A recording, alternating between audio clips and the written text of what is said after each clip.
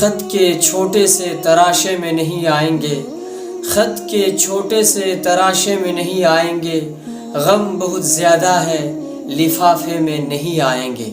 اور میرے والد محترم پڑوسیوں کے خیر و خبر معلوم کرنے کے لیے نکلے ہیں، امید ہے کہ تھوڑی ہی دیر میں ان کی بھی لاش صحیح سلامت گھر پہنچا دیا جائے گا۔ سنو، باہر اب ہیلی کاپٹر کی گھومنے کی آوازیں آ رہی ہیں، شاید اب ہمارے گھر گرنے کی باری ہے۔ زندہ رہا تو تمہارے خط کے جواب کا منتظر رہوں گا، اور اگر مر گیا تو میدان حشر میں تم سے جواب مانگوں گا۔ اہل اسلام کو میرا بہت سارا پیار، من جانب اہل غزہ، لاشوں کا شہر۔ السلام علیکم ورحمۃ اللہ وبرکاتہ۔ امید کرتا ہوں خیر و عافیت سے ہوں گے۔ آج بڑے مغموم ہو کر اپنے دل میں درد لے کر آپ کے سامنے حاضر ہوا ہوں، اور وہ اس لیے کہ اہل غزہ یعنی فلسطین کے ایک عالم دین نے پورے عالم اسلام کے نام ایک خط لکھا ہے۔ میں وہ خط آپ کے سامنے سنانے کے لیے حاضر ہوا ہوں، اور میں سمجھتا ہوں کہ یہ خط ہمارے مسلمان حکمرانوں کے لیے ان کے منہ پر ایک زوردار تماچا ہے۔ آئیے میں آپ کو وہ خط سنانے کی کوشش کرتا ہوں، شاید کہ یہ ہمارے دل کی دنیا کو دستک دے دے۔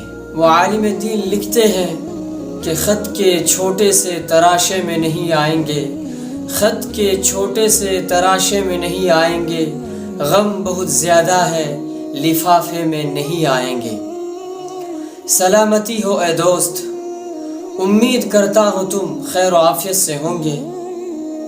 دن رات تم خدا کی نعمتوں سے لطف اندوز ہو رہے ہوں گے۔ سنا ہے تمہارے علاقے میں سردی آنے والی ہے، تم گرم کپڑے اور لحاف اپنے الماریوں سے نکال لینا تاکہ ٹھنڈی ہوائیں تمہاری صحت پر اثر انداز نہ ہو۔ مخملی چادر بچھا لینا کیونکہ تمہارے پاؤں ٹھنڈے صحن کے عادی نہیں ہیں۔ آگے لکھتے ہیں کہ تمہاری تسلی کے لیے لکھ رہا ہوں کہ ہم خیر و عافیت سے ہیں۔ صرف گزشتہ رات براور والی عمارت پر میزائل آ گرا، جس کی وجہ سے عمارت مسمار ہو گئی۔ ملبے تلے دفن شہیدوں کی لاشوں کو نکالنے کی کوششیں جاری ہیں۔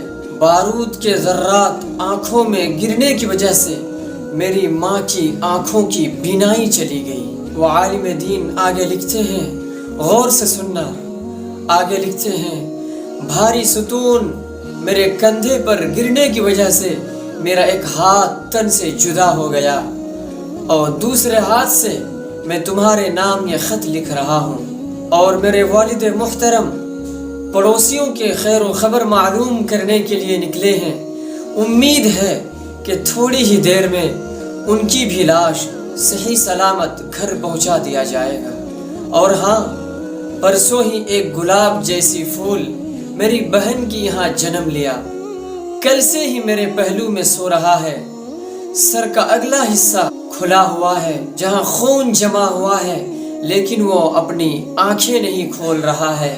سوچا تھا جب وہ بولنے لگے گا تو سب سے پہلے میرا نام ہی بولے گا، لیکن وہ ابھی تو صحیح سے رونا بھی نہیں سیکھا تھا کہ ہمیشہ کے لیے سو گیا۔ خیر، وہ تو اٹھ جائے گا، لیکن ابھی نہیں، جب اسرافیل سور پھونکیں گے۔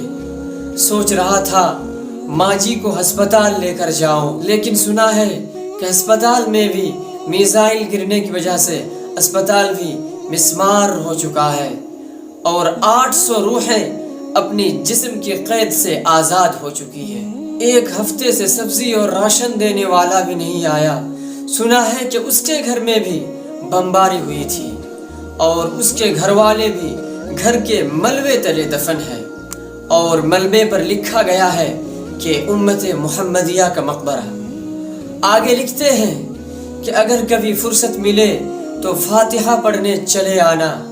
خیر، یہ تو ہمارے یہاں کا روز مرہ کا معمول ہے، تم پریشان اور غمگین مت ہونا۔ اور سنا ہے کہ تم تفسیر قرآن اور احادیث مبارکہ پڑھتے ہو۔ ایک حدیث ہے کہ آقا صلی اللہ علیہ وسلم نے فرمایا، المؤمن کجسد واحد، کہ پورے امت مسلمہ ایک جسم کے مانند ہے۔ خط کے جواب میں اس حدیث کی تشریح ضرور لکھ دینا۔ دعا ہے کہ تم امن و سلامتی کے ساتھ رہو گے۔ اور آگے لکھتے ہیں کہ سنو، باہر اب ہیلی کاپٹر کی گھومنے کی آوازیں آ رہی ہیں، شاید اب ہمارے گھر گرنے کی باری ہے۔ زندہ رہا تو تمہارے خط کے جواب کا منتظر رہوں گا، اور اگر مر گیا تو میدان حشر میں تم سے جواب مانگوں گا۔ اہل اسلام کو میرا بہت سارا پیار، من جانب اہل غزہ، لاشوں کا شہر۔ آپ ذرا تصور کریں اور سوچیں کہ ایک آدمی، ایک شخص، ایک عالم دین کتنا زیادہ غمگین ہو کر اس طرح کی باتیں وہ لکھتے ہیں اور ہمیں جگانے کی کوشش کرتے ہیں، امت مسلمہ کے حکمرانوں کو جگانے کی کوشش کرتے ہیں۔ اب باری آئی ہے کہ ہمیں بھی جاگنا ہے، ہمیں بھی جگانا ہے۔ کم از کم آئیے ہم ان فلسطین کے مظلوم بھائیوں کے لیے دعا کرتے ہیں۔ اللہم کن لہم مؤیدا وظہیرا، اللہم انصر اخواننا المستضعفین فی فلسطین وفی کل مکان۔